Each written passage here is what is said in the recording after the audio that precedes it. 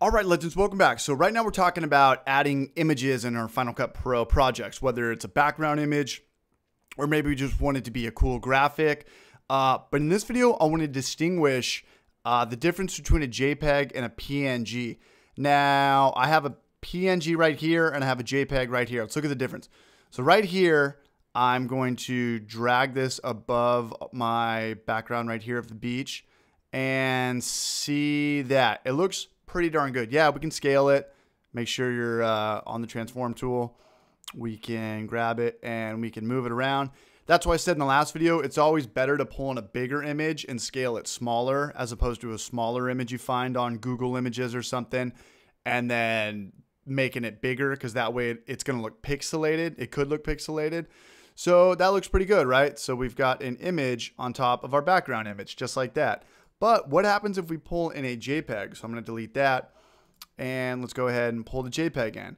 JPEG, chances are it's going to have this background stuff. And unless you have Photoshop and you have like the background erase tool or something, it's going to be annoying. All this white right here in the foreground is taking up too much room of our background image.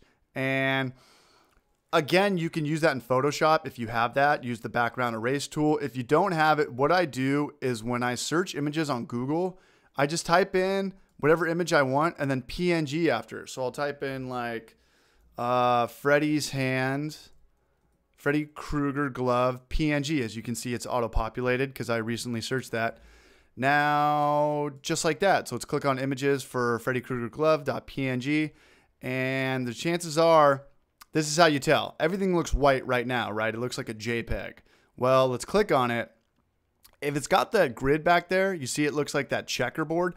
That means there's no white background. That means it's going to take the image as is. There's no white background.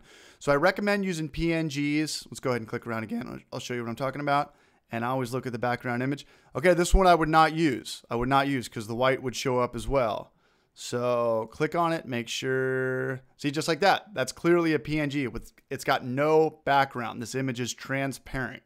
And let's go ahead and prove it. So save image, we'll call it Freddy 3. Freddy F3. Nope, caps locked. And let's go ahead and pull it in right now. Let's go to stills and let's just do shortcut Command I, and we saved it to our desktop. It was just called Freddy 3, just like that. There it is. So let's go ahead and grab this. I'll get rid of the PNG. I'm sorry. I'll get rid of the JPEG right here and let's delete that. Now let's go ahead and pull this in, and Scout's honor, there should be no background. It should just be the glove. Perfect. Just like that. Now let's go ahead and scale it. And so this could help out. I mean, it could clearly help out. It might be very frustrating to pull in JPEGs and try to keep up with somebody on a YouTube tutorial and you're like, what the heck? I keep getting this background and stuff like that. So that's kind of the gist. Quick video on this. I want to talk about more about creating animations and moving images around throughout a video. So if you're giving a presentation and maybe you move your hand, you can create like a magic wand effect. So keep watching. Good luck with this. And hopefully this differentiated the difference between a JPEG versus a PNG. Good luck, and I'll see you in the next video.